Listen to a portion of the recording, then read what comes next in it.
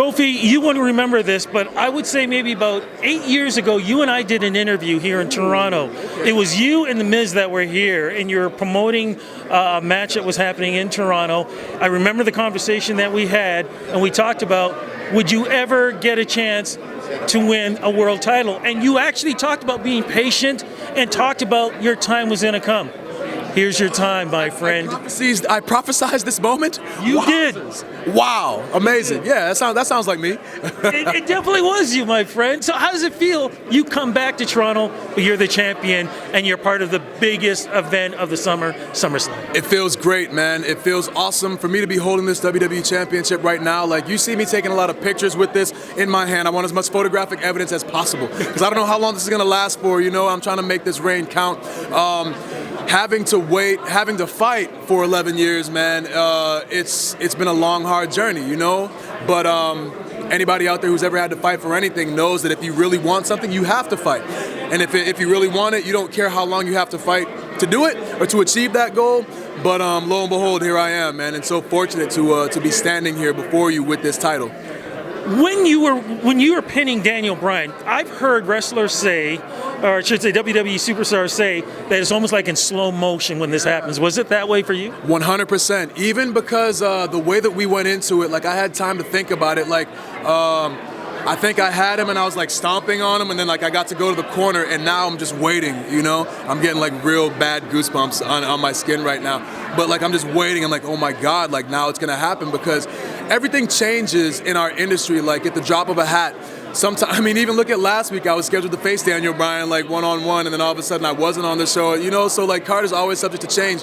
I didn't allow myself to believe that the moment was actually gonna happen until we started like walking out there. And then for me to be standing there like waiting to hit that kick on him, and I hit it, and now I'm like pinning him, and it's like after the ref hit the mat for the third time, my whole body just went numb. I was like, oh my God, like this actually happened. Like, am I dreaming? I've had this dream like so many times. Like, is this another dream? And then Woods and E are dogpiling on me, you know, and we're just all celebrating this moment. My family gets in there. It was just so surreal. So just unbelievable on so many levels. But you talk about so many levels. I mean, you talk about yourself. You talk about Becky Lynch. You talk about the big dog.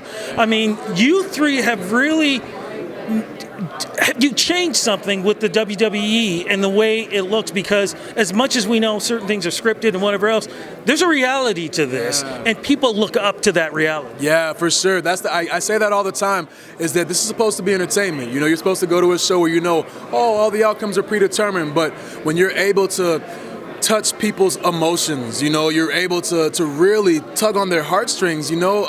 I got so many videos on Twitter of little kids jumping around like so happy that I was the WWE champion, and then I got pictures and videos of adults, grown men at bars doing the same exact thing, crying at bars, you know what I'm saying? Like, it's just so humbling, because at the end of the day, I'm just a dude who likes wrestling, and I've loved this, and now to be able to share my love and passion and see that people have that same love and passion for me doing this and succeeding at it, it's amazing. Becky Lynch on the same exact level, for a woman to watch another woman be in the main event of WrestleMania. You know, Roman Reigns, somebody who beat leukemia, to come back, you know, and be at the top of the game. So like, to be able to provide that inspiration to people, like, that's what it's all about. Entertainment or not, like, we're able to touch these very, very real emotions. Well, quickly, let's get to SummerSlam. You're taking on the Viper, Randy Orton, who, by the way, had won, I do believe, his first World Championship here in Toronto. I was there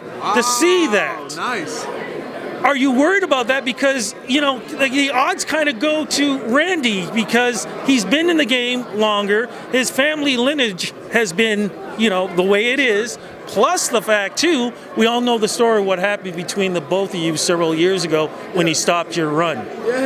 Yeah, and that's the thing about it, is that, you know, you talk about like home field advantage, and I don't think that that's the case. I would have said maybe he would have had that if it was 10 years ago, because I wouldn't have had the experience that I've had. I know how dangerous he is. I know how good he is. He's amazing. He's an amazing athlete. He's an amazing WWE superstar. And I talked about all those great moments that I had. He didn't want any of that for me, you know, like on a very, very real level. So it's going to be interesting. I think it's going to be really, really intense. He's obviously got some emotion being in Toronto and being at SummerSlam, where he won his first championship title. And I got some too. So those emotions are going to collide, and I think the benefit of that is going to be an amazing match for everybody that gets to watch. One last question. When you think about what New Day has done, I mean, this is something, when you think about the Four Horsemen did it. You guys have all the titles. I mean, that is historic. It's surreal. It's historic. It's something that we have literally talked about, being in our car rides. You know, what would we do if we had all this championship gold? And here we are doing it. You know, it's funny because now, like, we've been doing like separate interviews and stuff. So I keep seeing E on the other side of the room in his pancake tracksuit, and I'm looking at him with his title, and I've got mine. I'm just like, wow, this is surreal. You know, we did it. You know, hard work pays off. My friend, thank you so much for the interview, and good luck at SummerSlam. Thanks, man. Appreciate you, bro. Thank you. Thank you.